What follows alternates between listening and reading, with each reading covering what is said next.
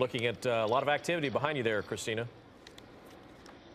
Oh yeah, guys, we've seen a lot more action here in the last few minutes or so. We brought you those live pictures when you saw the line of police officers decked out in tactical gear coming down on Magnolia, and now we're just told yet again to step further back from the scene for safety reasons, of course, and we've seen a lot of action. To the right of Magnolia on a small residential street called Hartsook, right at the intersection of Hartsook and Irvine, and that is the area of focus here by the LAPD. Now, we don't know that any officers have actually made entry or made an approach, I should say, to the house, but it does appear by the conversations that we are hearing that they do know which house it is, and so by that they might be able to begin negotiations. And certainly we were thinking that because of the fact that they knew where the car was registered to a person in Pacoima, they might know who the driver is, and in fact that has panned out, and they it seems like they do know who the driver is, and so that might give them a little bit of leverage in terms of just adding to the charges, the terroristic threats against a former girlfriend. And now against a cop. Yeah, evading officers, and all you have to do is point a weapon in the direction of a police officer. That's considered assault with a deadly weapon. So he's facing that charge, and again, all we know. He didn't even hit another car during the pursuit, so no one has been injured in this situation, and ultimately is the good news for today. All right, let's go back to Christina Pascucci, who is down on the ground about a block and a half from where this suspect is holed up right now, as we continue to watch a lot of these kids finally being evacuated from these schools. Christina. Hey, good afternoon to you guys.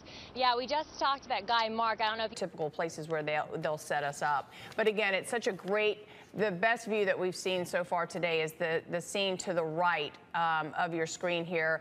And these are live images that you're looking at of children and students ranging from elementary all the way to high school coming into this park to be reunited with family members, or just knowing now that they are safe just is a huge sigh of relief. Mark Kono, you've been in Sky 5 with us. You've been here from the beginning when we went on air. We started just a little after 10 o'clock when this happened. It seems like things are moving in the right direction.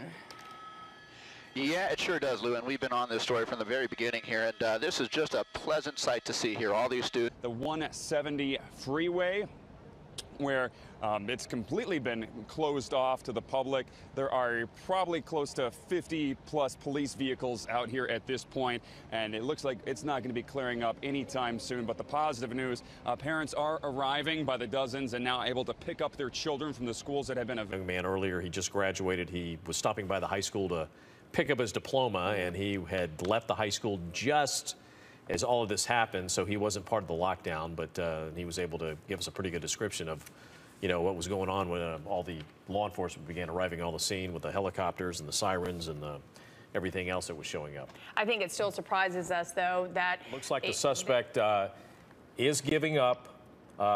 So this situation is coming to an end here. There he is right there. Yep, this is a live picture of him laying there, probably in the backyard or the front yard of that house. We're not quite sure, but it looks like he has finally given up this situation. We do not see the assault rifle with him that we saw earlier.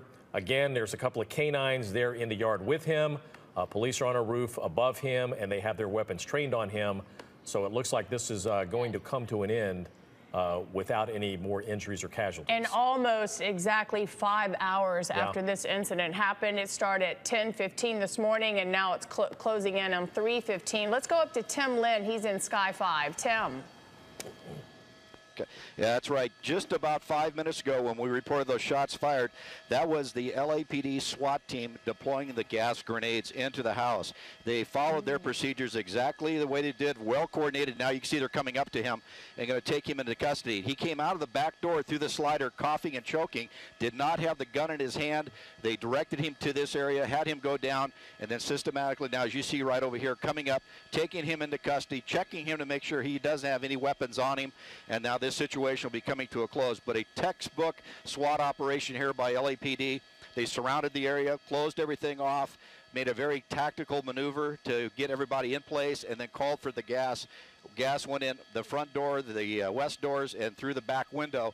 And then within about 5 minutes, he came out the back slider, gasping for air, and without the gun in his hand, and then started following the commands of the LAPD SWAT units, walking him out to this clearing, and then taking him into custody right there, as you see. So this situation has been going on for well over 5 hours, has been peacefully ended here. Suspect is in custody, nobody injured. That's the way we like to see him end. But we didn't show it live because we do not want to give away LAPD SWAT techniques, because we want them to have the element of surprise on this guy. So we kind of stayed wide on their shot until he was safely in custody. You see right there being led away underneath the trees. But they did exactly what they've been trained to do, what they practice, and it worked perfectly here this evening in North Hollywood. So Glenn, let me send it back down to you. Okay, Tim, Lynn, and Sky 5. Well, certainly a huge sigh of relief for this North Hollywood neighborhood. Again, this all started about 5 hours ago in El Sereno.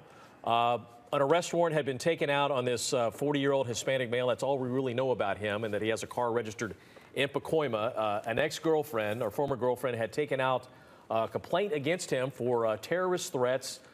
Police located him in El Sereno, not anywhere close to Pacoima. We don't know if maybe that's where the ex-girlfriend lived. But when he saw the police coming up to him, he took off in his car, and that began a pursuit. KTLA 5, we broke into programming, about 10:20 this morning? Yep, about 10:20 this morning. We were in Sky 5 and also here in the newsroom, and we followed the suspect, a typical pursuit, but he took us all along the 10 in both directions, the 101, the 110 in both directions, the 5, and then ultimately to the 170, as Glenn mentioned. That's where he got out of the car at Magnolia and ended up with his rifle on the roof of a garage and ended up barricading and putting himself in this home. Now, 5 hours later, as you saw, and as Tim Lynn mentioned, this is textbook work of the LAPD and SWAT being able to go in, not only able to capture him where no one was injured, including residents that were evacuated, but also 12 schools were on lockdown at one point with students and faculty inside, some at camp, and those evacuations were done beautifully as well.